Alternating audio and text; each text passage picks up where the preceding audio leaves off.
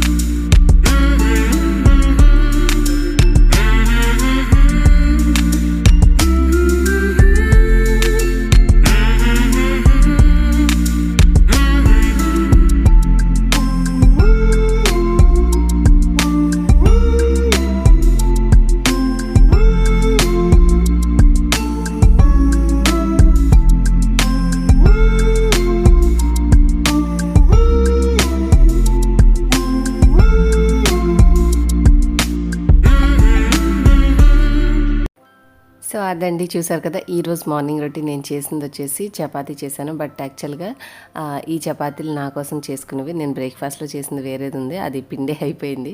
తర్వాత నా కోసం చేసుకున్న దాంట్లో నేను ఈ ఎగ్ చపాతీ చేసుకున్నాను, అలాగే ఈ బీన్స్ ఫ్రై చేశాను అండ్ బీరకాయ పచ్చడి చేశాను. చాలా అంటే చాలా చాలా బాగున్నాయి. ఆ రెసిపీస్ మీతో చెప్తాను. అండ్ నిన్నటి వీడియో చూసారు కదా, జస్ట్ అట్లా సింపుల్గా ఇంట్లో ముగ్గులు వేసేసి పువ్వుల పైన కట్టుకున్నాము. అండ్ బెల్లం పొంగలి, అలాగే వడపప్పు, పానకము, అలాగే మామూలుగా దేవుడి దగ్గర నైవేద్యం చలిమిడి చేసేసి పెట్టి పూజ అయితే సింపుల్గా ఫినిష్ చేసేసాము. మార్నింగ్ రొటీన్ ఎవరిది వాళ్ళదే. పిల్లలు టీవీ చూసుకుంటూ, మా అమ్మాయి చక్కగా కాసేపు చదువుకుంది. పూజ అయిపోయిన తర్వాత ఇంక ఇట్లా డే అంతా నడిచిపోయింది అనమాట. రెస్ట్ తీసుకున్నాం. ఇంక ఇప్పుడైతే మార్నింగ్ రొటీన్ కావాల్సినవన్నీ సిద్ధం చేసేసాను. చూడండి, బీరకాయలు తీసుకొచ్చి అక్కడ పెట్టాను. చిక్కుడుకాయలు ఆల్రెడీ కడిగేసి రెడీ చేసి కొద్దిగా అల్లం వెల్లుల్లిపాయ పేస్ట్ ఉంచుకున్నాను. ఏంటంటే ఈ బండిలోనే కర్రీ చేస్తాను కాబట్టి ఇంకో గిన్నె ఎందుకని దాంట్లోనే వేసేసి కొద్దిగా నీళ్లు పోసేస్తే ఒక 5 నిమిషాలు, 5 నుంచి 7 నిమిషాలు అలా సిమ్లో పెట్టామంటే చక్కగా మగ్గిపోతాయి. ఇలా మగ్గించుకుంటే ఏంటంటే కూర త్వరగా అయిపోతుంది, మనకి టేస్ట్ బాగుంటుంది కూడా. సో అది మళ్ళీ పక్క స్టవ్లో పెట్టేసేసి, మీకు కెమెరాకి యాంగిల్కి ఈజీగా ఉండాలి కదా, మళ్ళీ ఇటు ఇంకొక బాండి పెట్టుకొని ఆయిల్ వేసి, బీరకాయ ఇది తెచ్చినప్పుడు ఒక కాయ వండానండి. రెండోది కొంచెం గ్యాప్ వచ్చేసరికి ముదిరింది. అంటే నేను పచ్చడి చేద్దామని ఉంచుకున్నాను, బట్ వెంటనే మరి అదే లేతగా ఉన్నప్పుడు చేస్తే అసలు ఏమనిపించదు, వాటర్గా ఉంటుంది.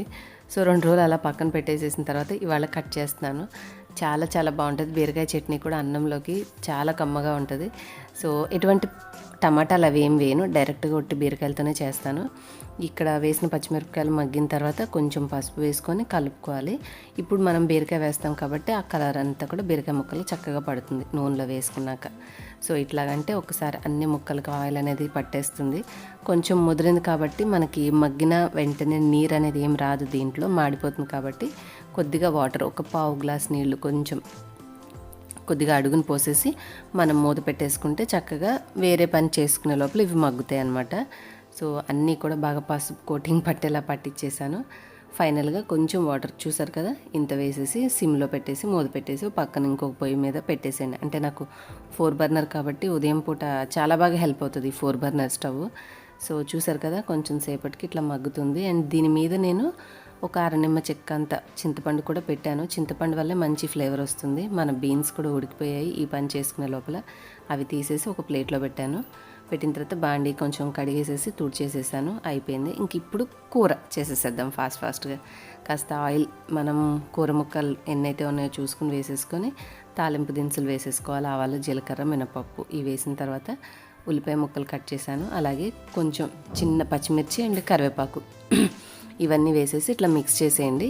మిక్స్ చేసిన తర్వాత దీంట్లో నేను వేసిన ఒక మసాలా పొడి మీకు చెప్తాను, చాలా చాలా బాగుంటుంది. సో ఇది అయిపోయిన తర్వాత దీంట్లో కొద్దిగా నేను అల్లం వెల్లుల్లిపాయ పేస్ట్ వేసాను. మరీ ఎక్కువ వేయకూడదు, మనకి మసాలా డామినేషన్ ఉండకూడదు, అలా మరీ సప్పగా కాకుండా కొంచెం వేసుకుంటే ఫ్లేవర్ బాగుంటుంది. సో అల్లం వెల్లుల్లిపాయ పేస్ట్ కూడా మగ్గే లోపలే నేను ఇటు సైడ్కి మళ్ళీ పక్కనే చపాతీ అనేది రుద్దేసుకుంటూ కాల్ చేస్తున్నాను. ఎందుకంటే వేరే వాళ్ళు మా హస్బెండ్కి కాల్ చేశారు, ఇక టైం అయిపోయింది త్వరగా రండి అని. హడావిడి చేసేస్తే ఒక పక్కకి కూర కలుపుతూనే చక్క ఇటు చపాతీ చేసి దీన్ని కూడా కాల్ చేసుకుంటున్నాను. సో ఇంక ఇప్పుడు కొంచెం సేపు అయిన తర్వాత ఇక ఆల్రెడీ ముక్కలు మగ్గున్నాయి కాబట్టి మనం ఎక్కువ టైం తీసుకోవాల్సిన అవసరం లేదు. సో నేను రుచికి సరిపడా ఉప్పు వేసేసాను, పసుపు అలాగే కారం అన్నీ వేసేసి కలిపేసి ఫైనల్గా ఒకసారి నేను చాయ్ మసాలా పౌడర్ అని ఒకటి చేశానండి మన కిచెన్ ఛానల్లో. అది ఉంది. గరం మసాలా నా దగ్గర అయిపోతే ఆల్మోస్ట్ అవే ఇంగ్రీడియంట్స్ కదా ఇందులో వేసిందని చెప్పేసి ఆ పొడి కొంచెం చివర్లో వేశాను. అసలు ఎంత మంచి ఫ్లేవర్గా ఉందంటే, రెగ్యులర్గా నేను చెక్క, లవంగ, యాలక మాత్రమే వేసి గ్రైండ్ చేసుకుంటూ ఉంటాను.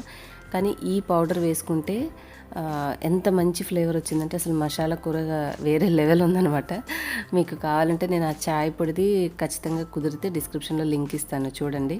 అలాగ మసాలా పౌడర్ చేసుకొని మీరు ఇట్లా డ్రైగా చేసుకునే కర్రీస్లో వేసి చూడండి, చాలా చాలా బాగుంది. అసలు నాకు ఫ్లేవర్ సూపర్గా నచ్చింది. నేనే అనుకుంటున్నాను అసలు ఆ చాయ్ మసాలా పొడిలో వేసిన విధంగా మళ్ళీ ఈసారి తయారు చేసుకోవాలని. ఇంకా కదపకుండా మనం కలిపాక మూత పెట్టేసేసి ఉంచేసామంటే పర్ఫెక్ట్గా రెడీ అయిపోతుందండి. దూరంగా కెమెరాకి మీకు అలా కనిపిస్తుంది, కానీ దగ్గరగా కళ్ళకి చూసేదానికైతే చక్కటి టెక్స్చర్తో సూపర్గా కుదిరింది కర్రీ అయితే.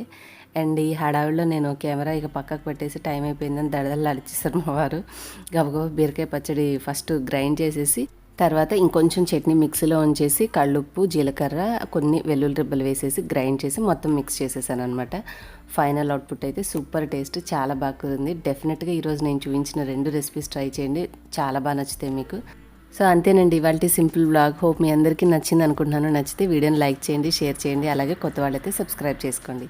మరొక వీడియోలో మళ్ళీ కలుద్దాం. బాయ్.